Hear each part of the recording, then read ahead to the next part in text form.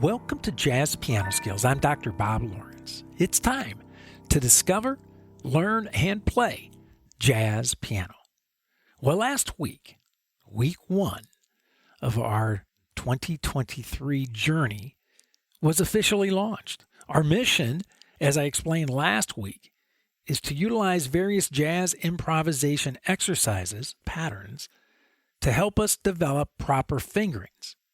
And as I explained last week as well, the key to playing with an authentic jazz articulation is fingerings. I see it far too often with students trying to use traditional classical fingerings that we all learned in our beginning piano lessons, which unfortunately do not always translate to playing jazz. So the student practices jazz lines using classical fingerings, and then they're baffled as to why they do not sound like a jazz pianist. After all, they're playing all the correct notes, and they're playing them in time, but they still do not sound like a jazzer. Why? Because they typically have the wrong fingerings. No more. We're addressing this issue head on this year and going to do it using a very methodical, thorough, and effective approach, as we always do at Jazz Piano Skills. Now, last week we looked at 5 very specific patterns and fingerings for each of the primary C sounds of music: major, dominant, minor, half diminished, and diminished, using arpeggio and scale motion. And today, we're going to utilize the same format, but take a look at the altered C dominant sounds. So today you are going to discover jazz improvisation exercises.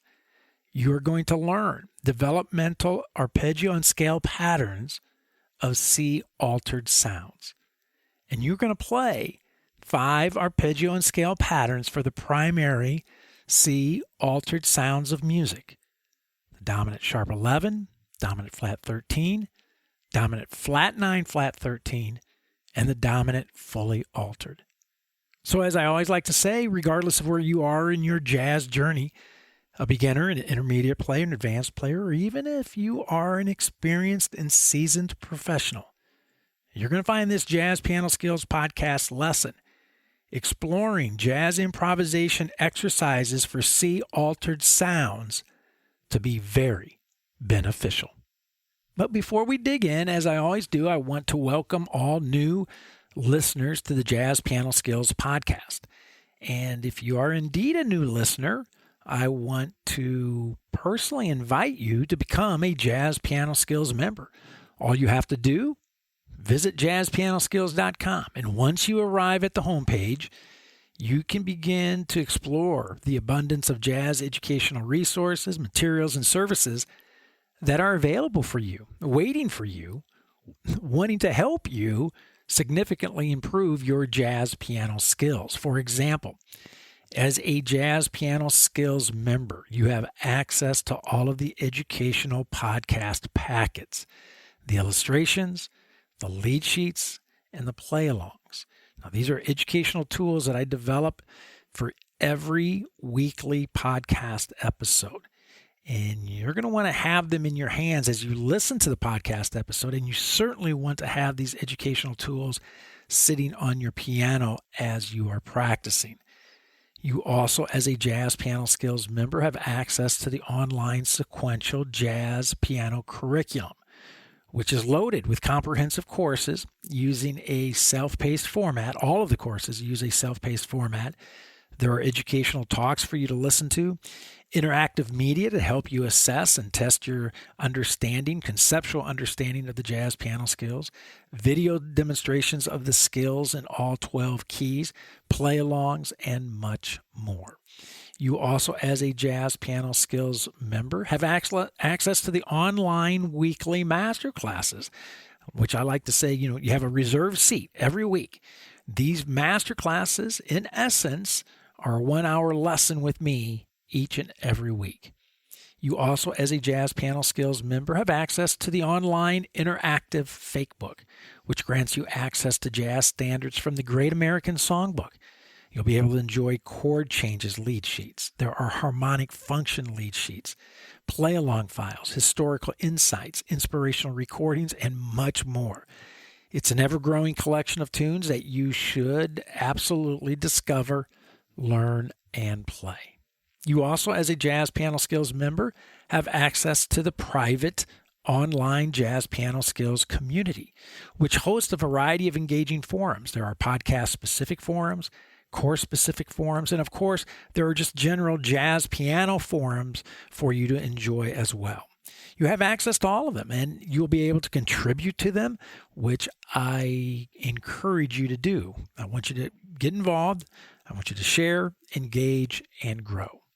And last but certainly not least, as a Jazz Piano Skills member, you have access to unlimited private, personal, and professional educational support provided by me whenever and as often as you need it. Again, all you have to do, visit JazzPianoSkills.com, learn more about all of the excellent educational opportunities that await you and how to easily activate your membership. Now, there are indeed several membership plans for you to choose from, and if you have any questions, please let me know. I'm sure there is a plan that is perfect for you, but let me know if you have any questions. I'm always happy to spend some time with you, answer any questions that you may have, and help you in any way that I can. Okay, let's discover, learn, and play jazz piano. Let's get after these jazz improvisation exercises for the altered C dominant sounds. Last week, I mentioned that if someone challenged me to create a top 10 list of the most important jazz piano skills, I would have no problem listing numbers 1 and 2 immediately. Numbers 3 through 10, I would have to give some serious thought, but numbers 1 and 2 are no-brainers. The number one most important jazz skill to develop, hands down, time. And right behind it, the number 2 slot would be articulation. In other words, being able to play musical phrases, melodies, in such a way that they sound like jazz. As I mentioned at the beginning of this podcast lesson, jazz piano students have difficulty articulating correctly because of their fingerings, their technique. Most students try to use classical fingerings to produce a jazz sound. And the majority of time, this approach is like trying to fit a square peg into a round hole. It just simply doesn't work. I have no doubt if you have been practicing the patterns for the 5 primary C sounds that I presented last week, you are starting to see, you are starting to feel, you are starting to hear the differences between the traditional classical fingerings and jazz fingerings. And today, we expand our jazz improvisation exercises to include the C altered sounds. Sharp 11, flat 13, flat 9, flat 13, and fully altered, which includes flat 9, sharp 9, flat 5, sharp 5. I call all these altered sounds the fancy schmancy sounds, right? So we have a couple of hurdles to jump today. First, we need to modify our 5 specific exercises, patterns, to reflect the appropriate altered sound. And second, we are isolating these altered sounds to focus on our fingerings and articulation development, which means that the altered sound is not nestled within a progression. Now, this is a big deal. Why? Because this means that we've extracted these altered sounds from a musical setting, and therefore these altered sounds never resolve. We don't hear the chord that comes before the sound, and we don't hear the chord that comes after it. This can create a challenge for our ears, no doubt. The altered sounds, by their very nature, create tension. And then when we do not resolve the tension, it makes us want to label the sound as yuck. Right? You got to keep this in mind when listening and when practicing these altered sounds. Your ears will begin making the adjustment. And dare I say, you'll even begin to love these altered sounds if you do not already do so. Now keep in mind, these altered sounds are laced throughout jazz literature. And you are hearing them whenever you are listening to jazz. And in fact, I would venture to say that these very sounds, these altered sounds, sharp 11, flat 13, flat 9, flat 13, fully altered, flat 9, sharp 9, flat 5, sharp 5. These very altered sounds that we are about to practice are what attracted you to jazz in the first place. All right. If you thought last week was fun and challenging, you are about to experience a whole lot more of the same, but on a much higher level. Altered sounds require a more intellectual understanding of music and more technical skill when playing. I don't know about you. I'm excited. I'm very excited. So let's get busy. Let's get after this. The educational agenda for today is as follows. Number 1, we are going to explore jazz improvisation exercises for C altered sounds. Number 2, we will play essential arpeggio patterns that you need to discover, learn, and play from the root to the 13th of the sound using a root, 3rd, 5th, and 7th entry. Number 3, we will play essential scale patterns that you need to discover, learn, and play from the root to the 13th of the sound. And again, using a root, 3rd, 5th, and 7th entry. Number 4, I will be playing all jazz improvisation exercises today for the C7 sharp 11 sound. This is what I'll be modeling everything using that specific altered sound. And number 5, I will be playing all jazz improvisation exercises using a traditional swing groove, as I did last week, of 1-10.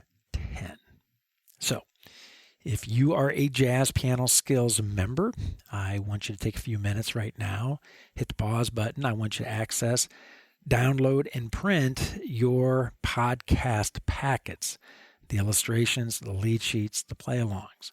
Again, your membership grants you access to all of the educational podcast packets for every weekly podcast episode of every year. So, as I mentioned earlier, you should be using these podcast packets when listening to each episode, and of course, you should be using them when practicing. Now, if you are listening to this podcast on any of the popular podcast directories, such as Apple or Google, there's Amazon, Spotify, iHeartRadio, Pandora, the list goes on, then I want you to go directly to JazzPianoSkillsPodcast.com to access and download your podcast packets. You'll find the download links in the show notes. And one final but very significant message that I include in every podcast episode. If you are listening at this very moment and you are thinking that the jazz improvisation exercises for C altered sounds and the various skills that we are about to discover, learn, and play, if you're thinking that all of this is over your head, then I would say to you, please, no worries. I want you to sit back, I want you to relax, and I want you to listen. Just continue to listen. Grow your jazz piano skills intellectually by listening. Now, every new skill is technically over our heads when first introduced. But this is how we get better, right? We place ourselves smack dab in the middle of conversations where we're hearing things that we've never heard before. And we're literally forced to grow intellectually. I say it all the time. All musical growth begins upstairs, mentally, conceptually, before it can come out downstairs, physically in your hands. So, sit back, relax, listen to this podcast lesson now to discover and learn. The play, as it always does, comes in time. I guarantee it. Now that you have your lead sheets in your hands, I want to point out a few things. You will see that lead sheets 1 through 4 deal with arpeggio motion, while lead sheets 5 through 8 deal with scale motion. You'll also notice that the jazz improvisation exercises are the same for all 4 altered C dominant sounds, the sharp 11, flat 13, flat 9, flat 13, and the fully altered sound, which includes the flat 9, sharp 9, flat 5, sharp 5. The exercises are, of course, modified to reflect the proper sound. You also notice that my suggested fingerings are included for every note of every exercise for every sound. Of course, as I mentioned last week, you can modify the fingerings slightly, but be careful, right? Remember, fingerings are what allow you to play with proper jazz articulation. So you may be inclined to change the fingering because you think it feels more comfortable or is easier. However, your easier may actually make it harder for you to play with proper jazz articulation. So again, I'm just throwing this out there as caution to the wind, right? Just be careful. Okay? All right, let's get after these exercises. All right, lead sheet 1, skill 1. Arpeggio developmental patterns for the C dominant sharp 11. And again, I'm modeling everything for C dominant sharp 11 today. The lead sheets cover all the sounds, but I obviously do not have time to play through the flat 13, flat 9, flat 13 sounds and the fully altered sound. I'm modeling everything on sharp 11, leaving it up to you then to follow the lead sheets for the other altered sounds and practice the fingerings as notated. But skill 1, lead sheet 1, C7, sharp 11. So we're going to start with pattern A, letter A, okay? You'll notice that I have, for pattern A listed, Lydian flat 7, right, the mode, which is actually the G melodic minor scale. Now, this is a lot of academic stuff, right? I'm listing that there because I'm just validating for you that this is a legitimate sound, its origin, where it's coming from. Do not get wrapped around the axle and worrying about that, this information at this time. Okay, it's important, but it's not important. So letter A, you're going to see that I have a root entry for my C7 sharp 11, third entry, a fifth entry, and a seventh entry. You'll notice, right, the very first pattern, literally C, E, G, B flat. You might be wondering and thinking, hey, where's the sharp 11? Well, guess what? It's not in that arpeggio. So do you have to worry about playing the sharp 11 when it's not actually in the arpeggio? The answer is no. Look at pattern number 2 off the third. Where's the sharp 11 there? Do you have to worry about playing the sharp 11 if you're improvising using that pattern with an entry point of a third and it's not in the arpeggio? The answer is no. Look at pattern number 3 with the entry point of the fifth. Look what happens. 5, 7, 9, 11. You see the F sharp up on top?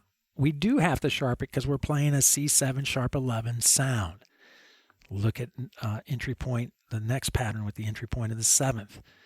Again, it has an F in the pattern, B flat, D, F sharp, A, right? So this is a big revelation, I think, for us as pianists to realize that if the sound, if the specific alteration of a sound is not included in the pattern that we're playing within the sound, the fragment of the sound that we're actually playing, then we do not have to worry about it.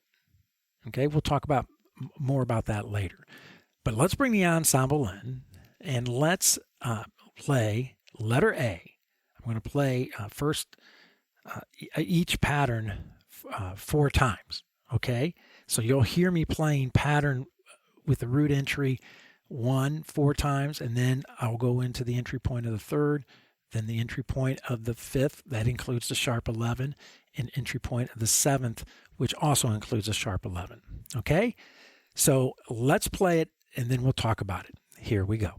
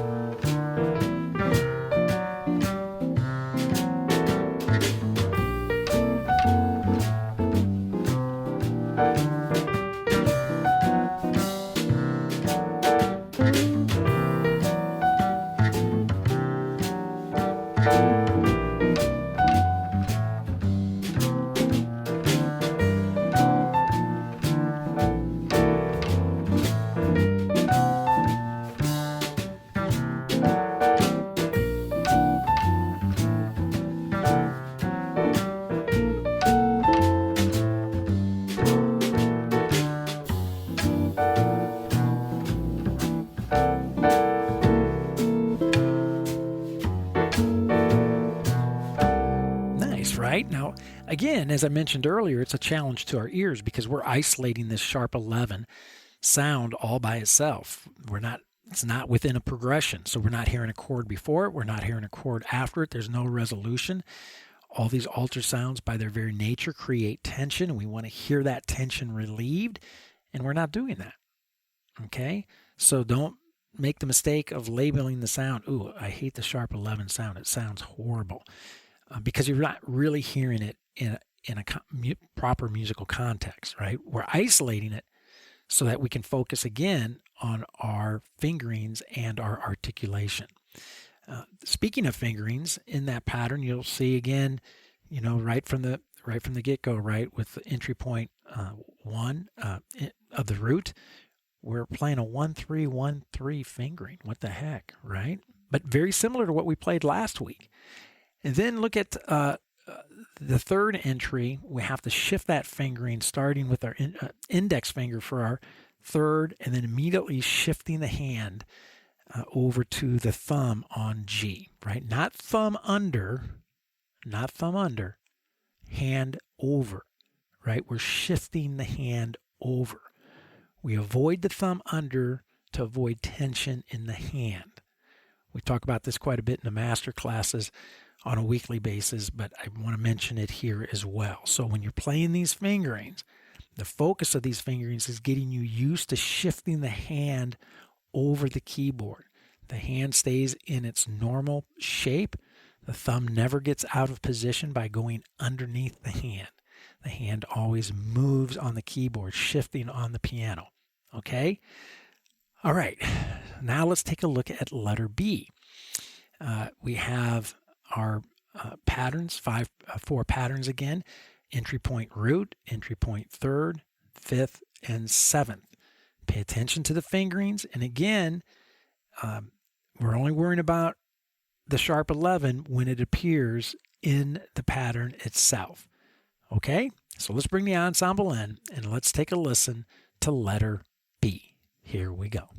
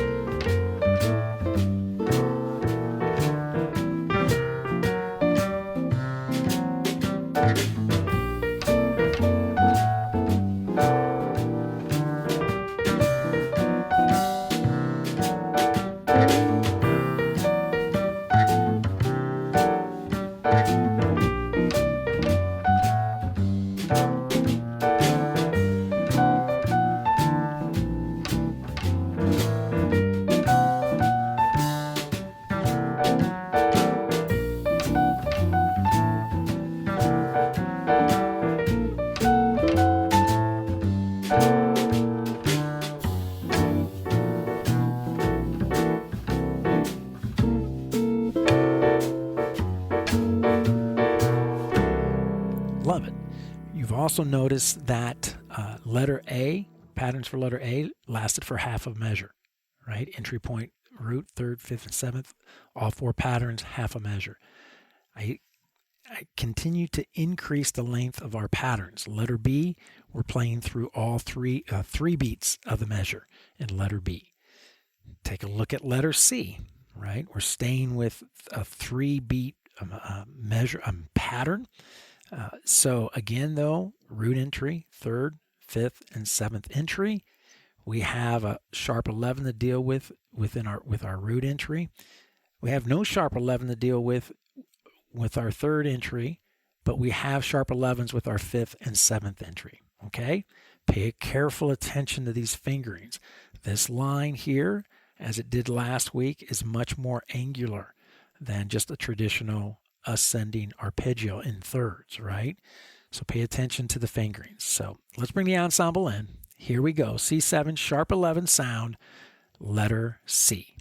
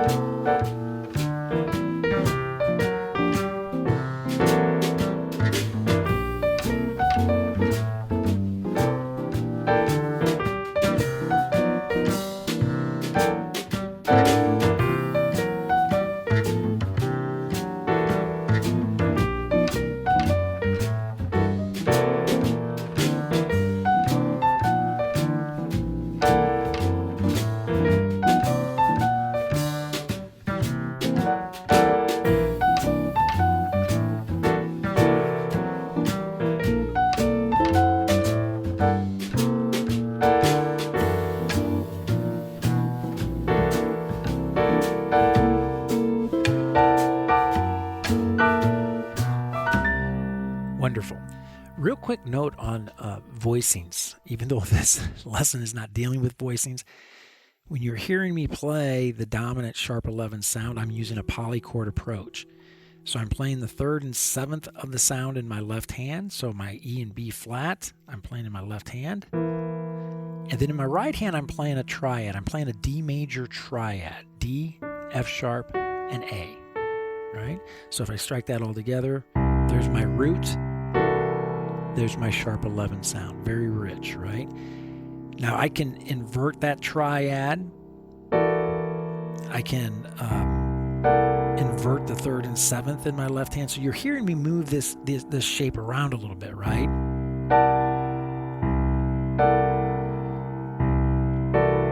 See? Wonderful. So I just want to bring that up because I know some of you are wondering what voicing am I using to represent that C7 sharp 11 sound.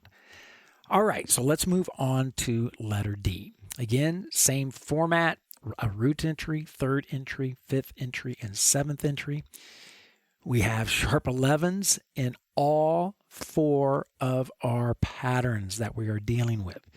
We're also dealing with the 8th note triplet rhythm, okay? Which sounds like this with the root entry. So this is fun. This is a fun little motif to play. And so let's bring the ensemble in. Let's check it out. And as always, pay careful attention to the fingerings. All right? They can be a little tricky. They might even feel a little awkward to you at first. Pay attention to them, practice them, and you will grow to love them because you'll be articulating correctly. So here we go. Let's check it out.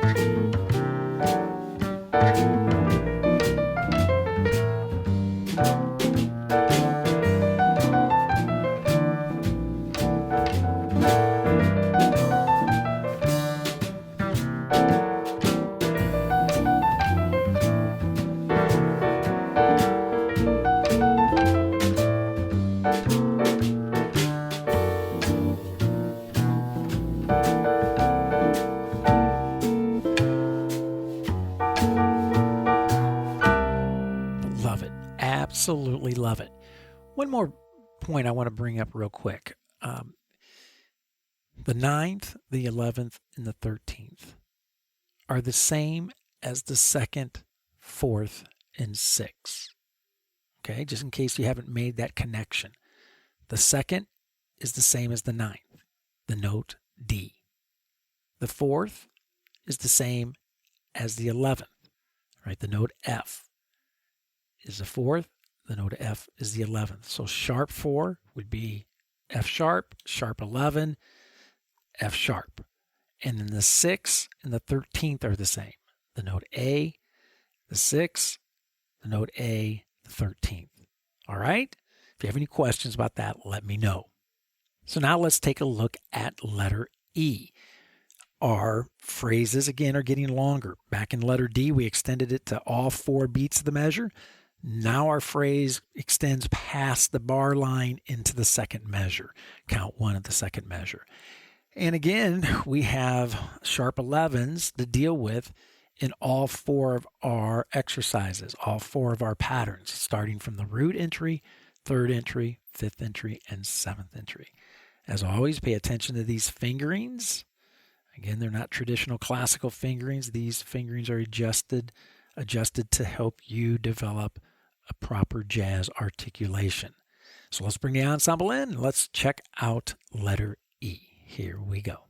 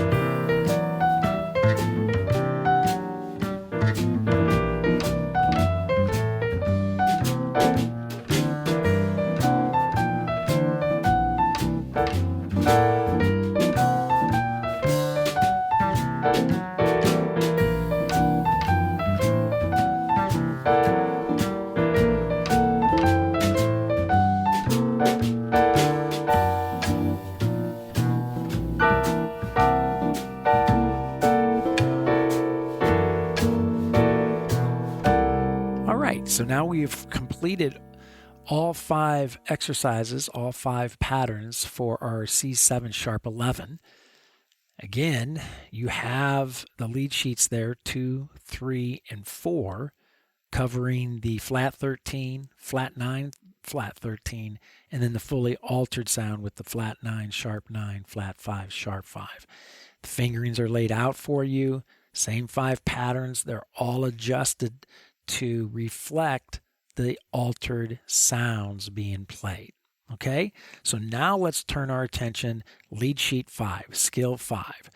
So this is scale developmental patterns for C dominant sharp 11 again. Okay, and we start off with letter A, where we have our root entry, 3rd entry, 5th, and 7th entry, all scale motion, all including a sharp 11 sound, and been modified. It's kind of like the C major scale, but modified with the B flat for our dominant sound, and then the F sharp.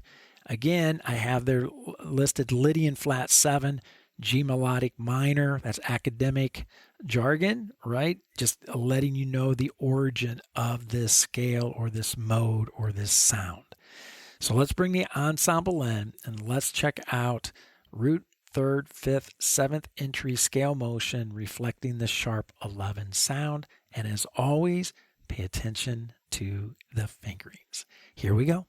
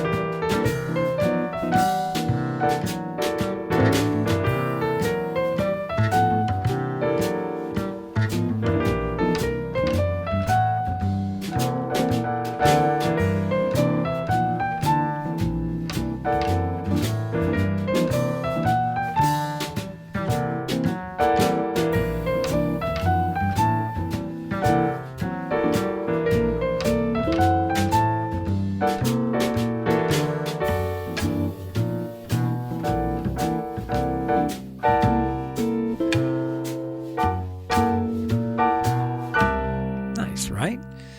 So now, letter B, we're going to continue to march on. Letter B, scale motion again, a little more angular because we start with that interval of a fifth, that leap of the fifth right from the very beginning. But again, all four patterns include the root entry, third entry, fifth, and seventh entry. Watch out for the sharp 11 in these patterns, right? And again, pay attention to your fingerings. Again, tempo of 110. And I want to mention, even though I'm playing it as 110,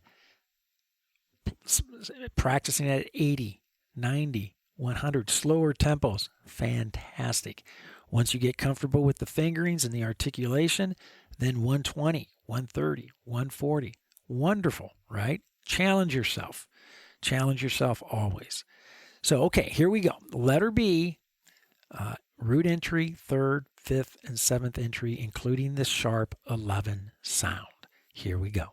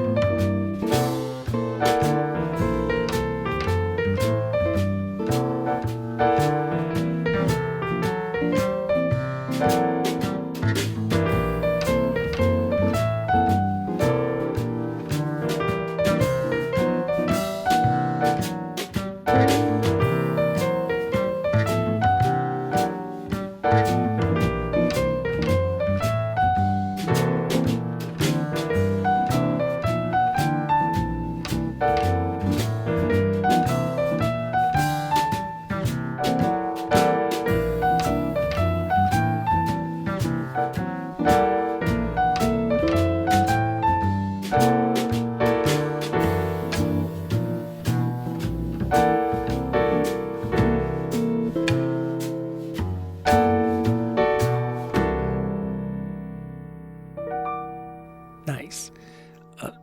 Letter A, letter B are musical phrases, one entire measure, right? Look at letter C. We cross over that bar line into count one of measure 2. So we're extending our phrases here. Again, letter C, we dealt with the 8th note triplet with our arpeggio. Of course, we're going to deal with the 8th note triplet with our scale motion as well. Look at all 4 of these exercises. All 4 include the sharp 11 sound. Fingering can get a little tricky here with all these 8th note triplets flying by on all 4 beats of measure 1. So let's bring the ensemble in and let's take a listen and check out letter C. Here we go.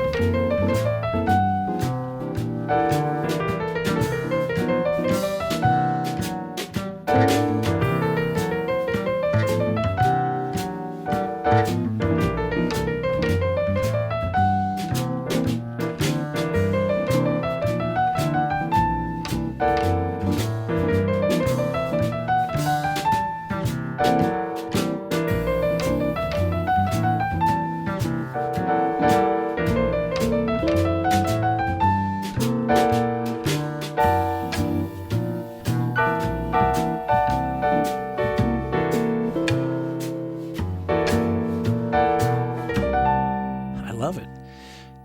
Absolutely love it. You know, if you notice all of these patterns, whether arpeggio motion or scale motion, focusing on literally mastery of the 8th note, 8th notes, and the 8th note triplet. Okay? Huge in jazz.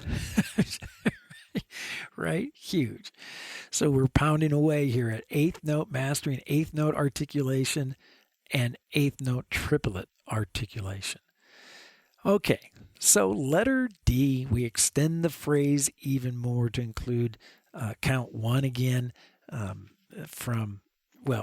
count 1 using 8th notes versus count 1 a quarter note as we did in letter C. But anyway, sticking with the same format, root entry, 3rd, 5th, 7th entry, we have a sharp 11 in all 4 exercises again. As always, pay attention to the fingerings, and let's have a little fun with letter D. Here we go. Check it out.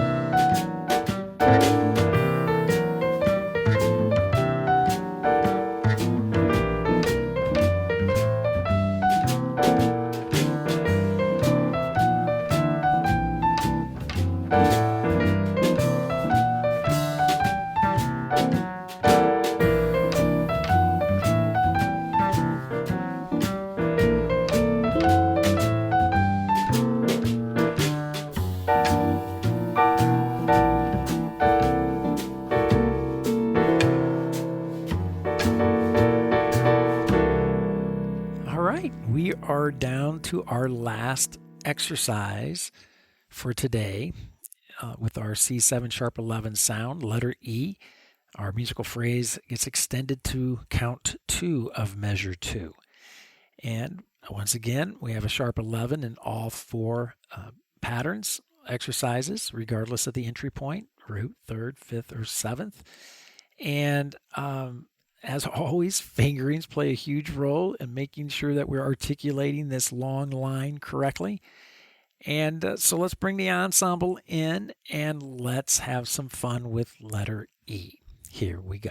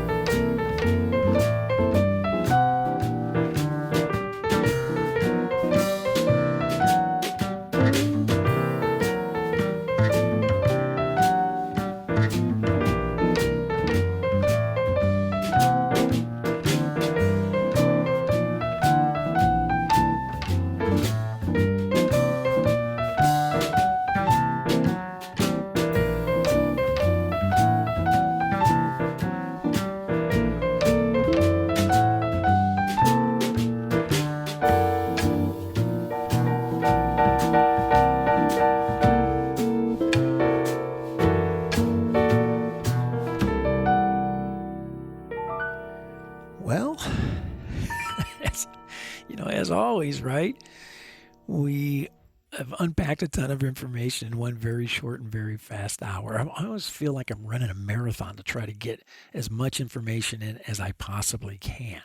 It's impossible, right? That's why we have the master classes during the week in order to tie up any loose ends that we may have in the podcast episode. But even though I played the jazz improvisation exercises today, even though I played them using the dominant sharp 11 sound only, I want you to be sure to practice the exercises for the dominant flat 13, dominant flat 9, flat 13, and the dominant fully altered sounds too. Again, that's why they're in your packet. You have all those sounds, all those patterns, all those fingerings laid out for you. Right? They are all laid out for you in your lead sheets, podcast packets, fingerings included. No excuses, right? No excuses. Remember, now you can modify the fingerings slightly to best suit your hand, but just be careful and be sure that whatever fingerings you choose, they allow you to play the exercises with an authentic jazz articulation through the entire sound. That's why we do a root entry, a third entry, a fifth entry, and a seventh entry. We're playing through the entire sound. Also, the articulation of each musical phrase, regardless of the entry point, this is important, should sound the same. The articulation should sound the same. You have a ton to tackle this week. So as always, use your practice time wisely. Now, next week, we're going to explore the head of a bebop tune, taking a close look at the various melodic shapes and their fingerings, right? There's a reason we're doing all this grunt work first. We're going to then apply it to a tune and see and enjoy and the fruits of our labor, right? So once again, I want to encourage all of you Jazz Piano Skills members to use these podcast packets, the illustrations, the lead sheets, and the play-alongs that I've included in there for you. Right? All of these podcast packets are there to guide you as you study and practice. They're educational tools that will help you gain a mastery of the jazz piano skills, conceptually, physically, and of course, musically. And as always, be patient. Developing mature professional jazz piano skills takes time. Takes a lot of time. So begin structuring your improvisation development after the playing demonstrations that I've modeled for you today in this podcast episode. And I guarantee it, you're going to begin to see, feel, and hear your progress. I hope that you have found this Jazz Piano Skills podcast lesson exploring jazz improvisation exercises for C altered sounds insightful and beneficial. Don't forget, if you are a Jazz Piano Skills Ensemble member, I'll see you online Thursday evening at the Jazz Piano Skills Masterclass. That's 8 p.m. Central Time to discuss this podcast episode lesson exploring jazz improvisation exercises for C altered sounds in greater detail and to answer any questions that you may have about the study of jazz in general. Again, use those educational podcast packets. Check out the Jazz Piano Skills courses to maximize your musical growth. And also, make sure you are an active participant in the Jazz Piano Skills online community. Get out there, get involved, contribute to the various forums, and make some new jazz piano friends. Always a great thing to do. You can reach me by phone, 972-380-8050. My office extension is 211 here at the Dallas School of Music. You can reach me by email, Dr. Lawrence, drlawrence at jazzpianoskills.com, or you can use the nifty little SpeakPipe widget that is found throughout the Jazz Piano Skills website. Well, there's my cue. That's it for now. And until next week, enjoy the jazz improvisation exercises for the C altered sounds, and most of all, have fun as you discover, learn, and play jazz piano.